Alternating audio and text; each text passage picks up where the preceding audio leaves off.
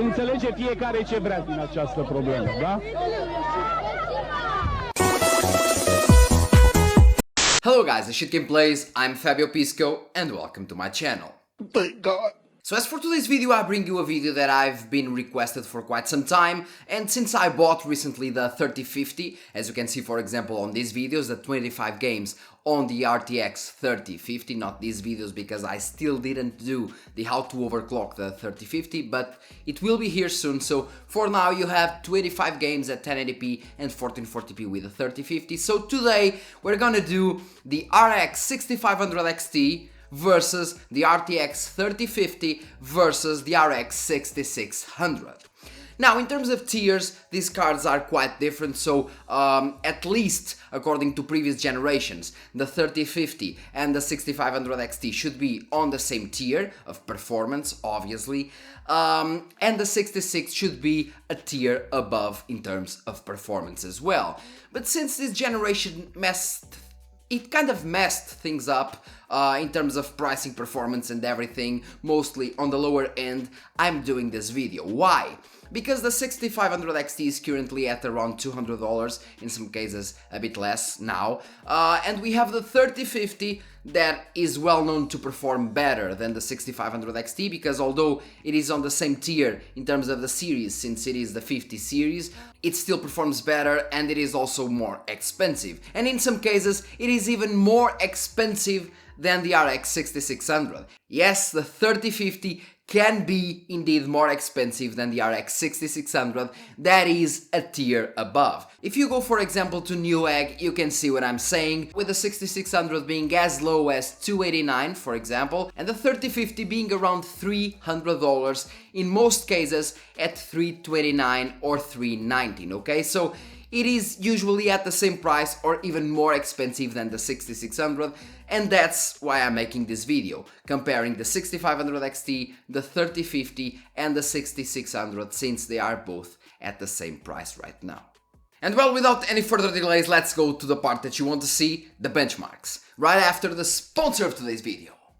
Today's video sponsor is GVG Mode, where using my SKG discount code leads to a 25% off across several products, making a Windows 10 serial key only $16. After the payment, you'll receive the key in your account, and all you need to do is to introduce it in your Windows settings, and bam! You have an activated system.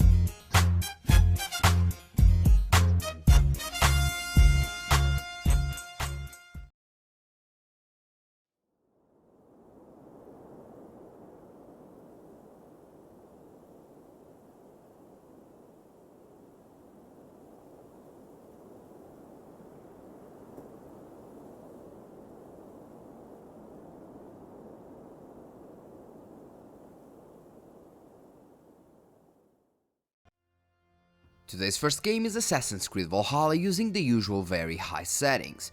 This is a very interesting comparison in my opinion, firstly because of tiers and secondly because of the prices.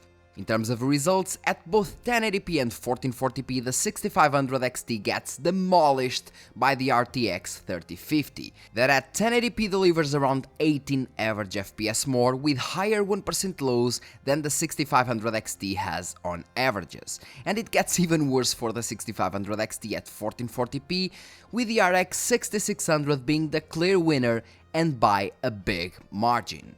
At 4K, the overall results do not change, with the 6600 still being the clear winner, but the difference gets much smaller, making it noticeable only at 1080p and 1440p.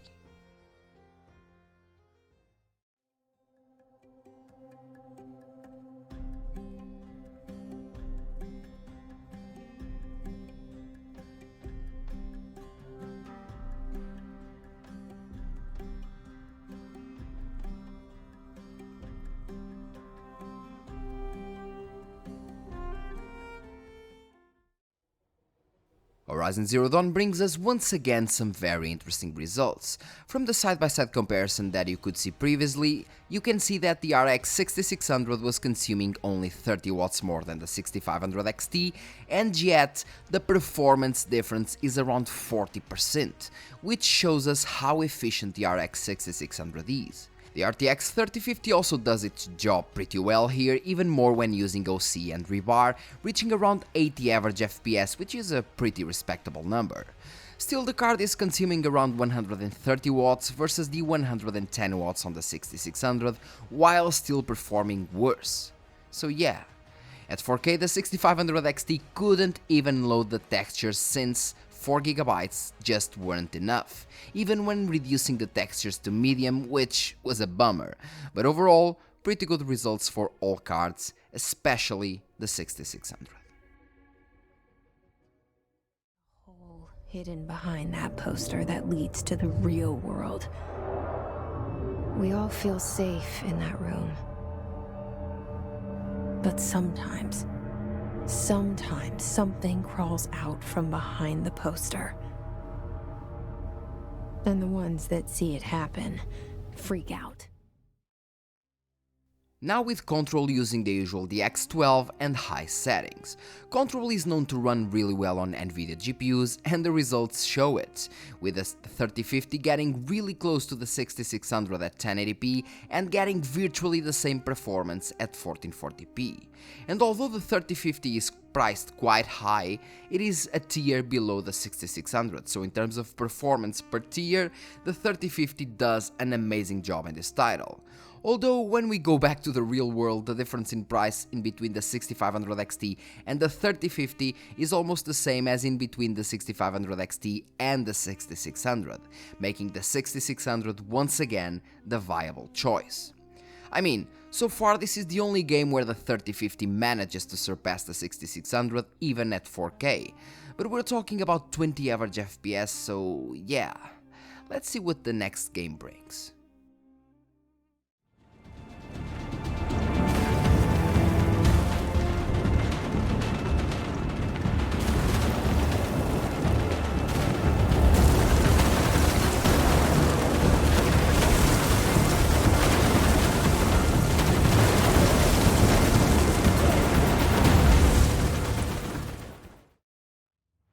Gears 5 is one of the games where the 6500 XT actually shines, even using ultra textures. At 1080p when using OC and SAM it gets really close to the 3050 stock results, while consuming only 90 watts. And that's pretty awesome if you ask me. This is the second game where the Nvidia card shines, and although it still loses by a fair amount at 1080p, it gets virtually the same FPS numbers at 1440p and 4K. It also seems that in this particular game SAM affects negatively the performance of the RX 6600, while it brings more performance in all the other RDNA 2 cards, which is quite odd, but maybe it's a driver's thing. Great results for the 3050 here.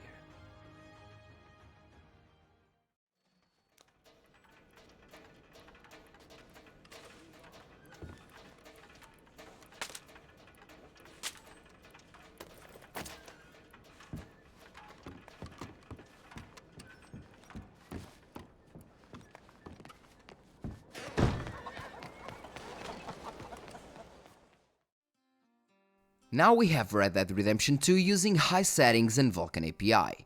These are the results from the benchmark, so in some scenarios the minimum values can be a little off, but the averages can be indeed trusted.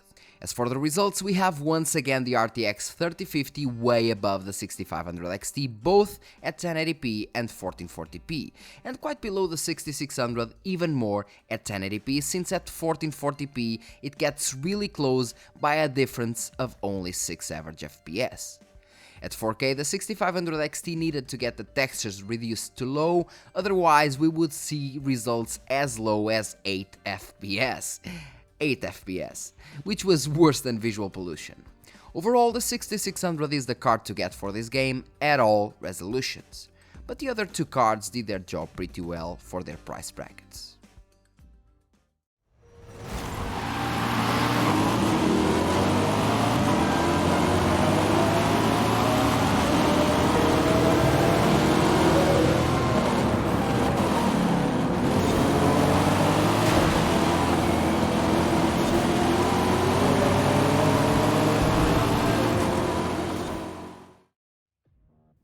Forza Horizon 5 is our next title and using ultra settings, and damn, this is the first title where the 6500 XT is remotely close to the 3050, even being only at 1080p. This while the 3050 was pulling around 100 watts and the 6500 XT 60. But the star of the show here is definitely the RX 6600, consuming the same power as the 3050 here, but delivering over 35 average FPS over the 3050 at 1080p, which is insane. At 1440p and 4K the results get very unstable for the 6500 XT, even more at 4K due to the lack of VRAM and bit buzz, making the results go from 21 to 7 average FPS.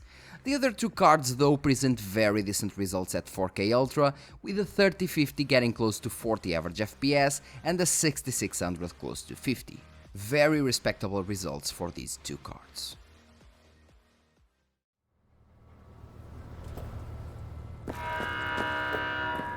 Proceed to customs without undue delay. Now we have Cyberpunk 2077, which is known to usually run better on Nvidia GPUs like Control and Gears 5. And once again, the results show it. At 1080p the 3050 is vastly faster than the 6500 XT, as it should, and almost catches up with the 6600 with a difference of only 4 average FPS.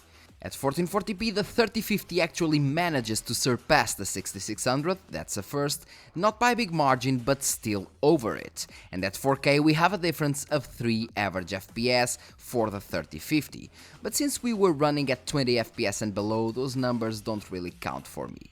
Overall, if the 3050 was a bit cheaper, it would be definitely the card to get.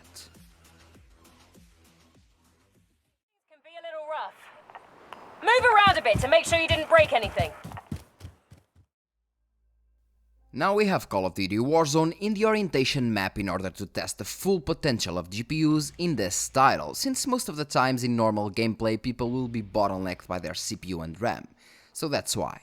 We know for quite some time that this game engine benefits mostly the AMD GPUs, but this is out of this world. The 6500 XT suffers here a lot, mostly because of the short VRAM of 4GB, but the difference in between the 3050 and the 6600 is abysmal here. At 1080p we have more 1% lows with the 6600 than the averages with the 3050, and a difference of 54 average FPS, 54, which is just out of this world for two cards around the same price tag.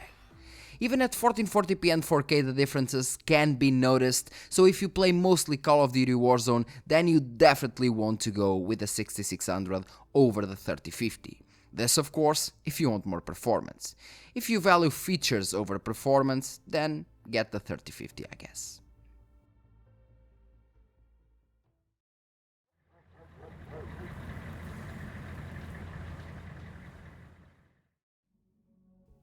Rainbow Six Siege is a game that loves bandwidth, and that is why you see once again the 3050 results so close to the 6600. At 1080p and 1440p the 6600 takes a lead, even though that same lead isn't as big in terms of percentage, with the 6500 XT delivering decent results, but being completely smashed by the other two cards. At 4K the 3050 actually manages to take the lead for the second time, and it is also interesting to see that at 4K Rebar actually delivers a performance boost, while Sam tends to decrease the performance of the 6600 in this title at every resolution.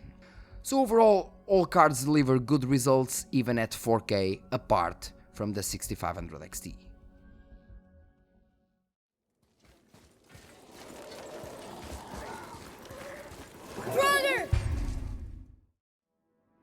Getting closer to the final line, we have God of War using high settings with the 6500 XT using original textures as usual. Since this game is using the X11, the Nvidia card should be performing better, right? Wrong. Even with older drivers, in this case the 22.2.3, the 6600 will outperform the 3050 by a good margin in this title. In this particular part, the FPS difference at 1080p is around 16 average FPS, and the 1% lows with the 6600 are once again higher than the averages with the 3050. At 1440p and 1440p ultra-wide, the placings are the same, with the 3050 being considerably faster than the 6500 XT at all resolutions, and the 6600 being considerably faster than the 3050 at 1080p and 1440p, and quite faster at 1440p ultra-wide.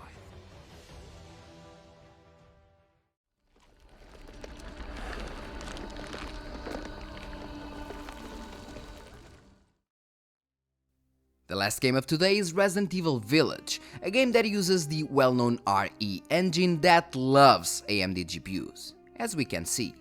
At 1080p, the 3050 gets once again demolished by the 6600, and even at 1440p the difference is big enough to be noticed.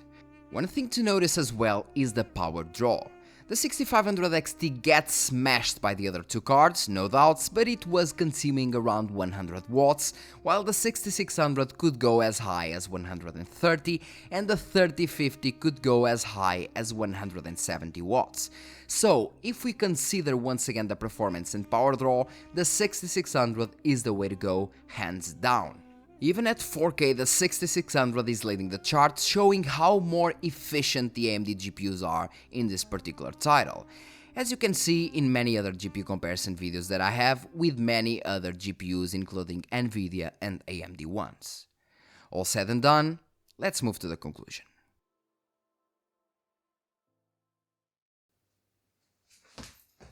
So guys, concluding, well, what do you think about the results? First of all, I think that we need to have several things in consideration. The first one is the price, the second one the performance, and the third one the power draw.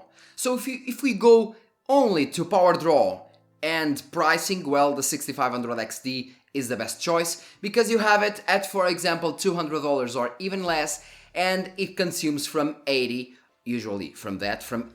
to 110 watts, even overclocked, okay? So in terms of power draw, heat, and pricing, it is the best you can get right now, at least if you have a PC with PCI Express 4, of course. If you don't know what I'm saying, watch this video of the PCI Express 3 versus PCI Express 4 on the 6500 XT. Now, if we're looking for, let's say, performance and price, only performance and price, the RX 6600 is the way to go in every single aspect.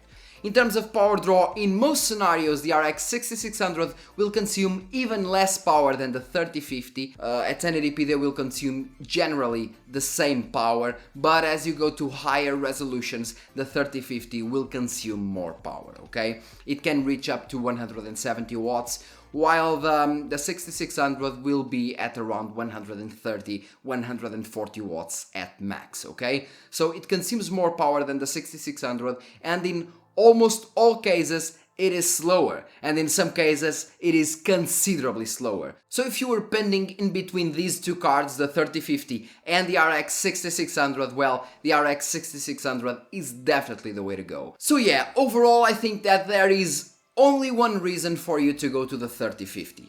One reason solely, and it is features. If you want the RTX voice, if you want the RTX, that option of the RTX that actually eliminates the background. So basically if you want those features, if you want an overall more stable performance, okay, because AMD and Nvidia cards both have their problems. I myself found some problems with the RTX 3050 with their drivers, with the Nvidia drivers, so yes, both companies have problems with their drivers, but overall, the Nvidia drivers will bring you a more stable experience, okay? And well guys, that's all for today's video. Thanks a lot for watching. Don't forget to like, subscribe and share this video because that really helps a lot. And I guess that I see you in the next one, which will be most likely the overclocking tutorial for the 3050. Maybe, maybe not. Maybe just a GPU comparison in between the 3050, 3060 and something else. I don't know. I'll just wait and see. See you in the next video, guys.